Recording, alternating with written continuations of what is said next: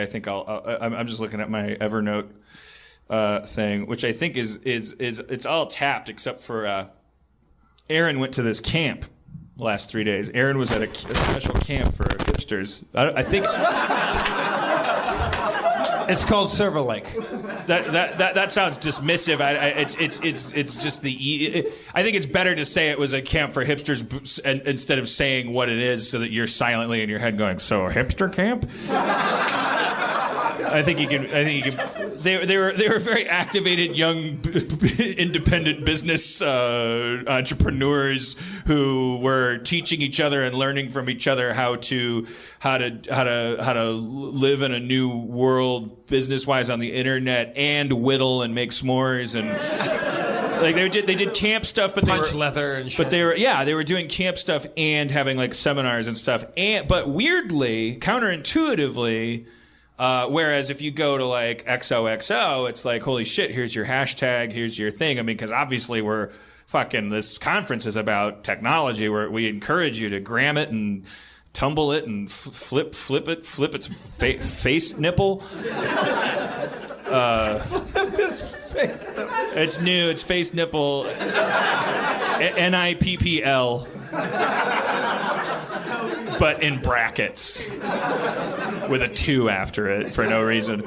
But this place, they took their phones. Where was this and place? They never gave them back. Okay. They had to whittle new phones before they were allowed to leave. Until you tell me or Erin tells me otherwise, I'm imagining they're all in teepees up in Big Bear. Like it was Big Bear. Really? Yeah. I know, because Erin left her luggage there. And I said, where was this place? I didn't even know where she was. It occurred to me, like what if she had gotten hurt? Wait, you can bring luggage but not a phone. And it's in Big Bear. Yeah, you can bring. You can bring your phone, but it's gone for 3 days. Do you stay in a tent? Well, a cabin? That is a question she'll have to answer. But I knew she'd come back with one good story. My definition of a good story is always a lot of schadenfreude and pain and like just unfairness happening in front of everybody. What's the name of this convention or this camp? And I want to know how it all began. And was this the first or 17th year, or like? I want to know all about this. Well, she'll give you all the details. Why don't we just bring her up? Erin, are you?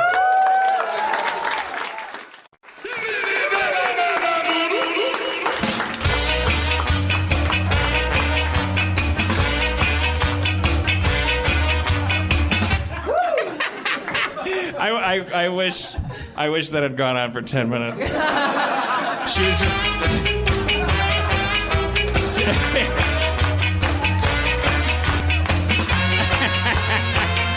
World's best podcast! She was staring off into space like an autistic 6-year-old while doing a Bobby Brown derived hoochie gyration.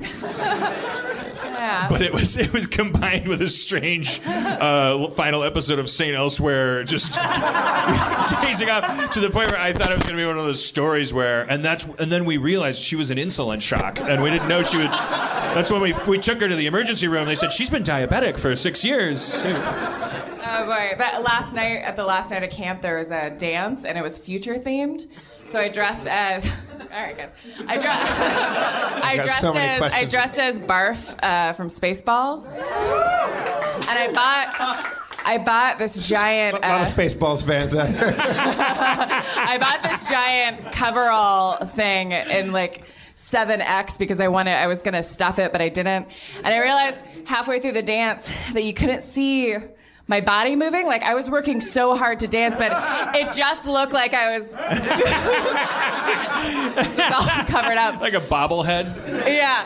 I was drunk, and I, like, took a rope, and I was, like, trying to tie it around my waist, and I was trying to explain to people, like, I've been dancing. I've been cheating you of moves. I've got to get a leash around them so I can take them around. I've been jiggy the whole time. So the camp, it's put on by this really great organization in LA called Unique LA. Is anyone familiar with Unique LA? Woo! Woo! God, yeah! They have a building. And the crowd went, whoa.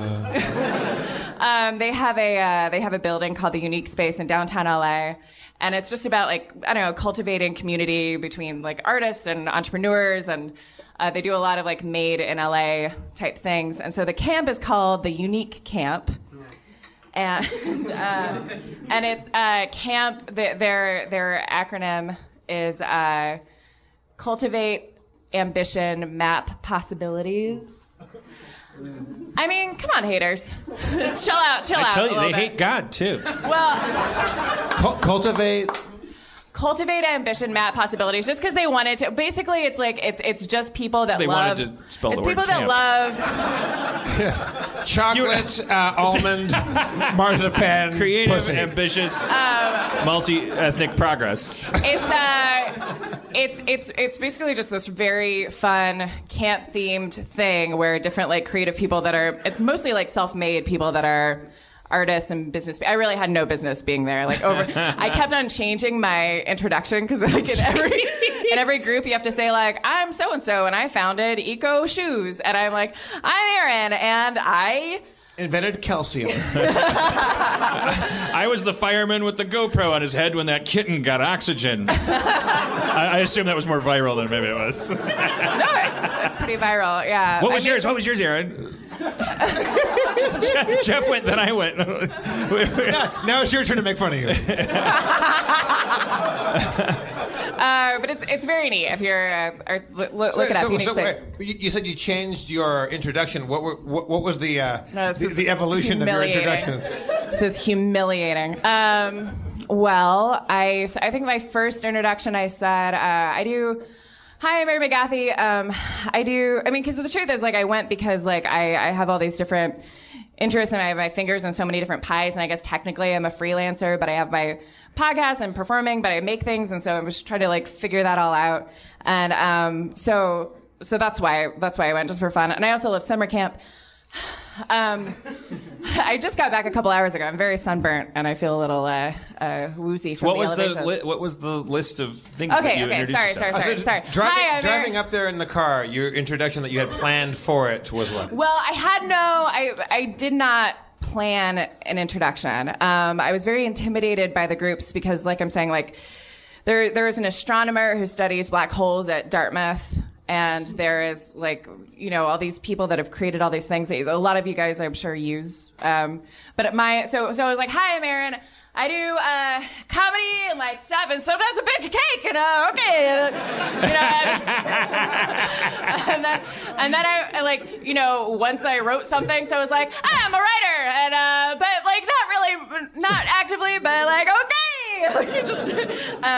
That's gonna be so annoying to hear on the podcast. I'm sorry, listeners. I hate it when I do that Bobcat voice. So I refined it to I host a podcast called This Feels Terrible, and I do these other things, and I want to kind of bring them all together and figure out how to cultivate the community of that. And so. All right, so took Erin out to dinner. I didn't take her out. She took me out.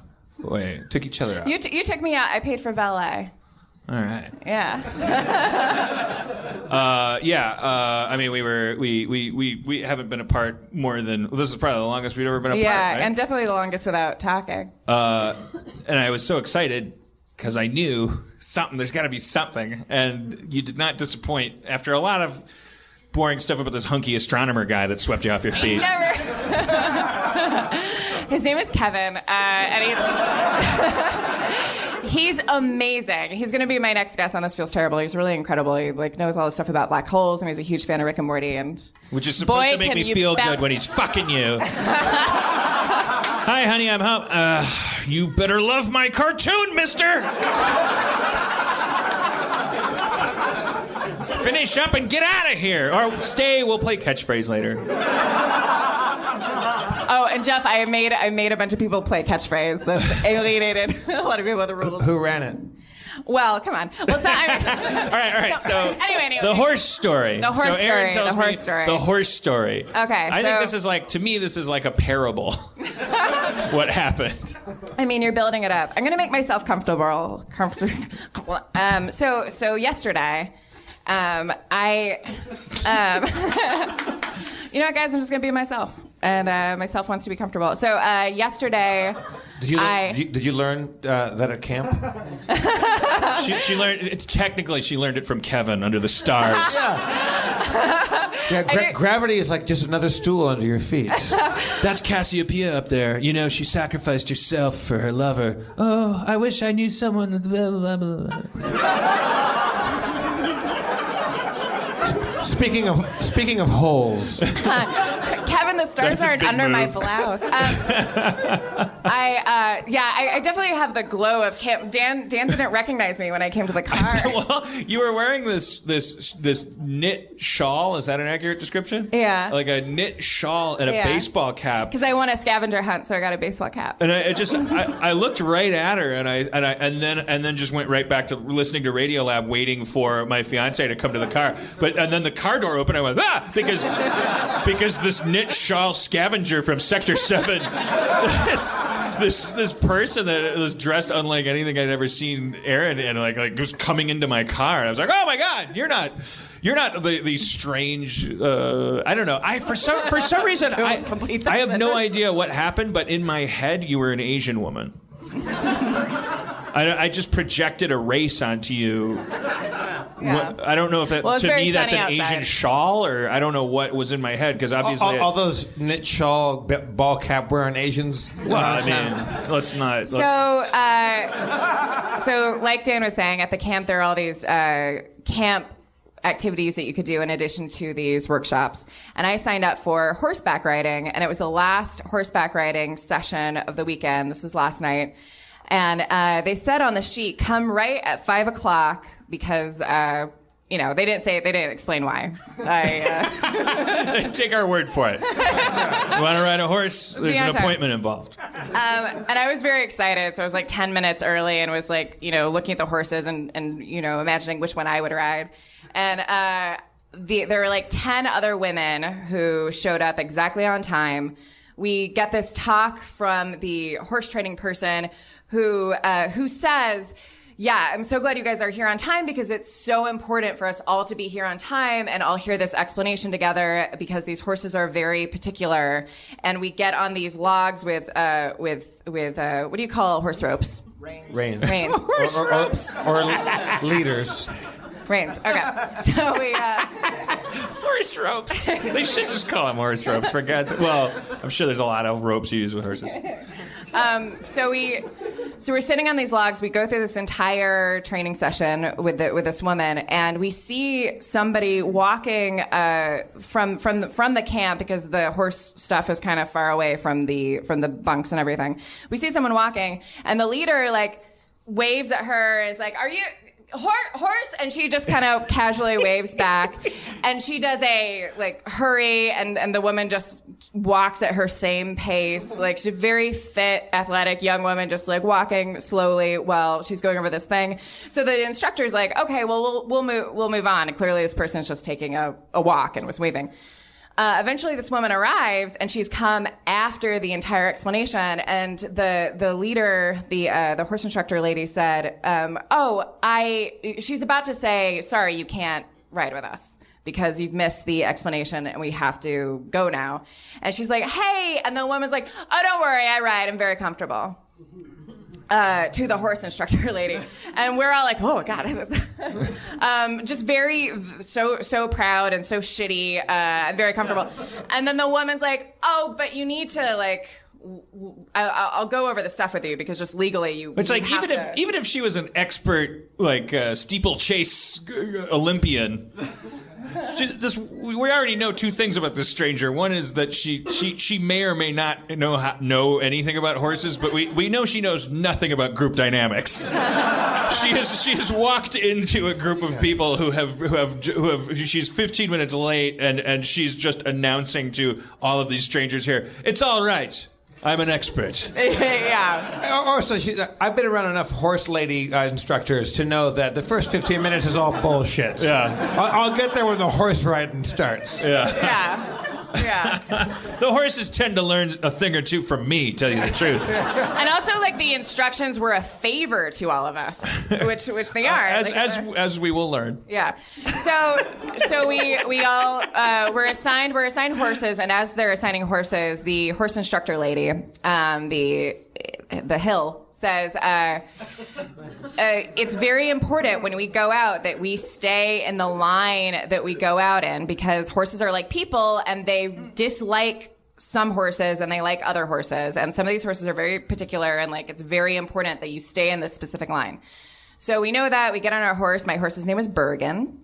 And we're sitting. Sorry, I was just thinking about Bergen. Bergen. So we get on the horses, and I know that during this time, like she's going over this explanation with this woman who's ridden horses and is very comfortable. We get on the horses. There's a pin where you go in like a circle just so you get used to controlling your horse and going in this line. So the horse instructor lady leads us out in this line, and we start going around in the circle. I'm second in this line, and this woman who is very comfortable on horses is kind of towards the back of this line of 10 horses. We're going this line, like from the very beginning, the horse instructor lady is saying to I'm going to call her Blondie. She was blonde. So she says to Blondie, no, you're out of line. Because her horse was going like in the middle of the ring. Everybody else is in this line, and this woman who's so familiar and comfortable with horses, her horse is like kind of veering out. And the lady is like, no, you need to go back. You need to go back. And she's not, she's trying. And she says, you need to go back. And then Blondie says, look, I heard you. She's put off by all the all right already. I don't know how to ride a horse. I get it. But the woman's like, no, this is actually important. Like the is she leading her horse? Is she coloring outside the lines? Like I don't know. Yeah, is she like, you know what? This is beginner shit. This horse is going to ride an elephant while I ride the horse. Yeah. Well, and because she's out of the line, the order gets all fucked up because the horses are used to like traveling pretty close to each other. So we're on our second go around this ring. We're about to go out on the trail. We're coming around the side of it, and the Blondie is trying to get her horse back into this line of horses. And as she does that, she spooks the horse in front of her, and the horse freaks out. I've never seen anything like this. The horse gets really scared, and horses are big. As big as a horse. As big as a horse. They could eat a smaller horse. When they get hungry, they just lick their hooves. So the horse gets super spooked and throws this nice mother off of the horse, bucks, and like she falls to the ground. The horse is going. Now, try again. It's okay to get it wrong the first time. We just find out you don't know what even in a speaking spell. I thought that I really just try to put yourself back in that moment and do the horse thing again. I really thought I was going to have a Michael Winslow moment. I thought that was going to be really amazing. Just let it go. Just try one more time. It's like the mother. Okay.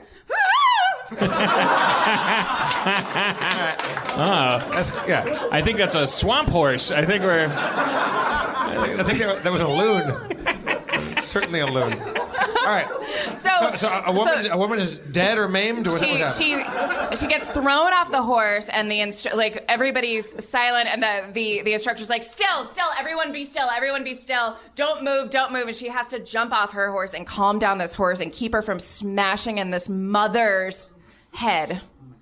And so she calms down the horses. Everybody's silent. She's still telling the women to be quiet. She takes the spooked horse back into the stable, and then we all follow suit. This woman is still on the ground, so we don't know if she's dead or if she's just being still because she needs to be safe. Obviously, we get all our horses tied up, and then she's like, I call out like, "Are you okay?" Not that I'm the hero, but I asked her if she was okay, and she was okay. They called the medics over, and she was fine. She was bruised up. She was just still because she was told that she was supposed to be still. And we get all tied up with the horses, and everyone is. I mean, I don't know how everyone was feeling. I was feeling so happy that this woman's head wasn't smashed in, and I hear Blondie on the other side of the stable say, "So are we not going out?" She can't get a break.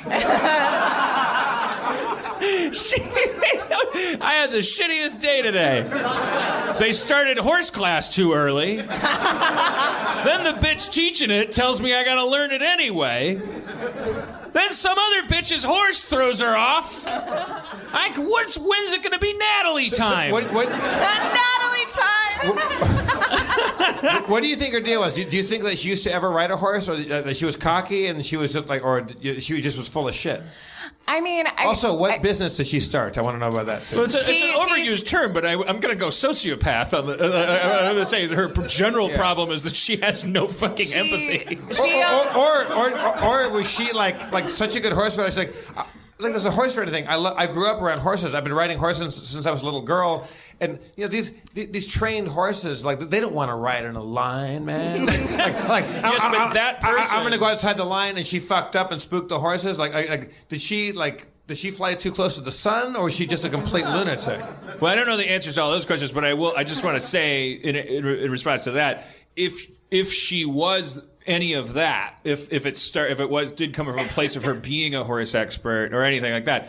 She's also a sociopath just from her behavior. No chimpanzee walks into a group of chimpanzees where they're outnumbered and goes like, "Head chimp here, out of my way. Not sorry I'm late. Sorry you're early. Any mistakes will be on me because no one would bother to write that insurance check." And no concern for the woman that had fallen. Like, was she okay? She was okay, but no, that woman showed no concern. She didn't connect those dots. No. She didn't go. Cause and effect. Can't help but feel like it's a little bit on me. Like just the story would she'd still be a shitty person, even if at the end she was kind of like, I kind of feel like maybe I should have just come on time. It'd still be like, yeah, fuck you. But she didn't even do that. She's like, if this class is going to take any longer and involve less full-speed horse riding, I want my money back. So the end, the ride was over, canceled? The riding was over. Everybody left except for me and a couple other women that wanted to hang out with the goats and the... and there's like a little I think you goat. buried the lead on this story. There are these goats and this llama that I had become kind of close to. So I was... What's this camp called? Unique? It is a unique camp. What if it was just a dream I had? So I have a quick beef that I didn't talk to you about. But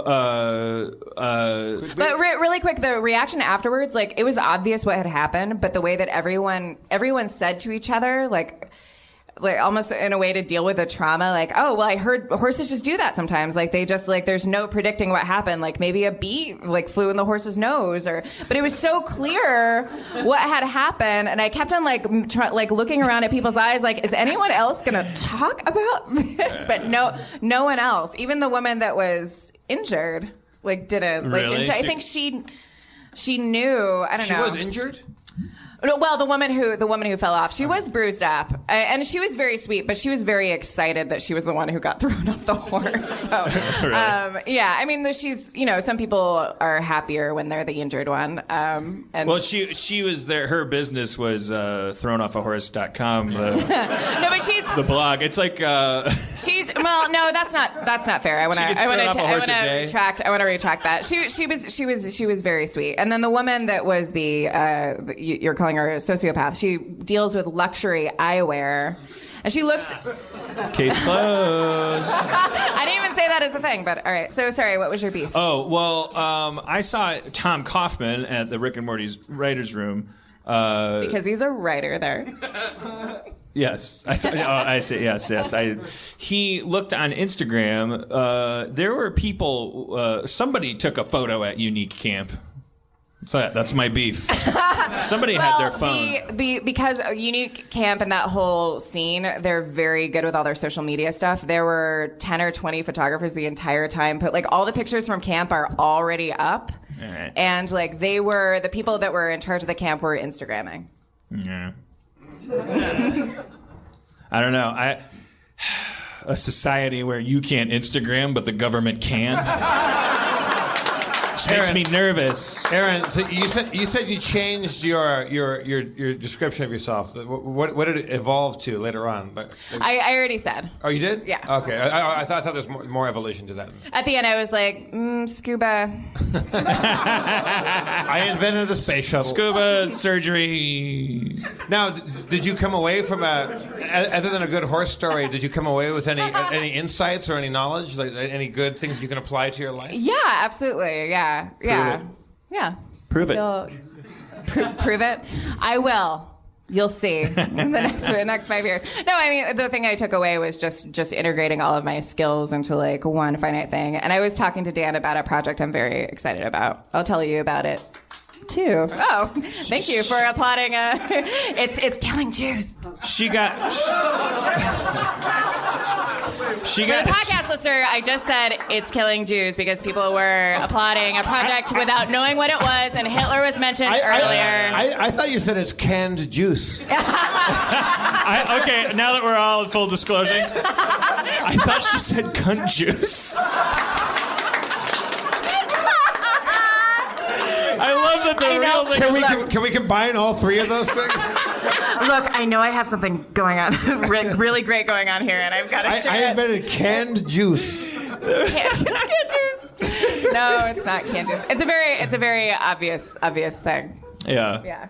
Doesn't it suck that that every joke is this kite that we fly now, and it has to have this tail on it to keep it from crashing into... Oh, God. Well, in full disclosure, because of what I just said, I did not hear the word kite. Yeah. You heard kike because you hate the Jews. Didn't she just say that? Was that the dot you were connecting? Yeah. I'm sorry. I'm one step behind. Anyways, but fuck that. Who cares? The only worst thing is fucking talking about it. Let's let this neo-fascist movement fucking eat itself. And I will be silently watching in the corner with a big bag of popcorn. Because I can make jokes about kittens, man. Let's hear one. When you told me that horse story, it made me flashback to when you told me once when you were a kid, you were like this obnoxious kid, and one of the things you did when you were like, how old were you? And you did the exact same thing that this woman did in the story, except you were a kid. You went to like this horse riding thing, and you were just like this sweet little girl and told them like, I ride horses all the time. Total lie. Yeah, it was when my family lived overseas and we were exploring around England, and I went to this thing and I told them that I had a bunch of horse riding experience. Because you wanted the fastest horse, or you thought you were going to get a shitty horse if you told them you weren't.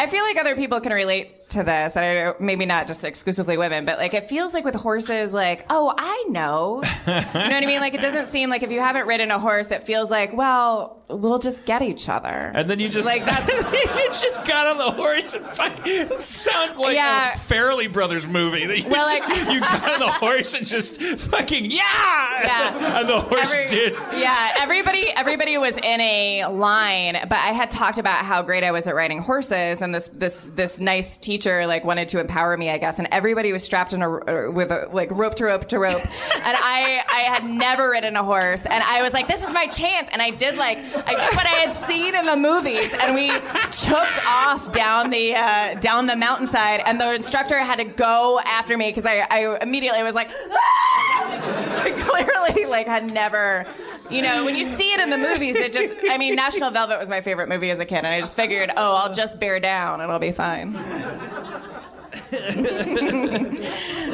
I love that all your childhood stories are stories about you just being the worst, leaping and then maybe glancing where you've leapt. You're just kind of like, I'm gonna do this, and then you're like, Erin. Was Blondie you? She was the shadow you cast. No, I do her confidence was pretty amazing. I think she was very petite and looked very young for her age, and I wonder if maybe because people usually see her as a young condescend woman, to her, she needs to approach situations that way. She's probably gotten way more, especially as someone who lives in America and makes what did you call it, fashion eyewear. Luxury eyewear. Somebody whose job does not usually involve hand-to-hand combat. I don't know what. Yeah, what, well, I bet she's gotten way more positive results. But the ratio of positive results to negative results for false, kind of forced assertiveness is like higher. It seemed like bad behavior from someone who's not necessarily a bad person, because I interacted with her later and she was totally cool. It was just I don't know, just really shitty. But behavior. it is like a parable because it's like it doesn't. I mean, the people that get fucked over. I mean, I guess it happens on the freeway every day. It's like, I don't know. It's just like you see that like weird look on people's faces when they do shitty things in traffic, and they kind of like you project all this information onto them. Oh my God, Kevin was saying the same thing about galaxies. But like the biggest nightmare of all is that when the person's like not even mad, you kind of want people to be malicious more than you want what so often seems to be the reality, which is that they're not thinking about other people. They're just like these mannequins that are like driving a car, and they just like, I have something to do, and they'd be so shocked if you. And then other people who are like having a bad day, like they intersect with this behavior, and then that person's mad. And they go like, what the fuck are you doing? I'm like, what the fuck? Like you just pulled out into, like, I saw you. You're the look on your face. You're like a fucking turtle behind a wheel. Like you're just looking for a fly. But you're in a world full of people with 3-ton automobiles. There are pregnant people, babies, giraffes everywhere. I went too far, but then those people, like if you've ever actually like gotten mad enough to honk and then make eye contact with them and flip them off, like kind of vent your outrage at their carelessness, they more often than not they have this look on their face that's like c'est moi. They're just kind of me? My day today? Someone gets mad at me? What did I do? Well, or there was a mistake. It's always a mistake. Right, they didn't mean to. No, I mean, except for maybe like a weird Quentin Tarantino character. Nobody's like going out there. I'm gonna go ram into people or almost cause car accidents. But they also like they're not angry at people. Whatever. What I'm saying is, I think that's more terrifying because why weren't you thinking about other people? Why this is. I mean, I can understand not seeing like that the light turned green or something. I don't know. You get lost in thought and people behind you honk, and that's irritating. We've all been there. We've all been behind that person. We've all been that person. Like I bought a student driver magnet. But I'm talking about not looking, not driving. I've officially become middle-aged. Listen to my podcast. I will bitch about young people driving.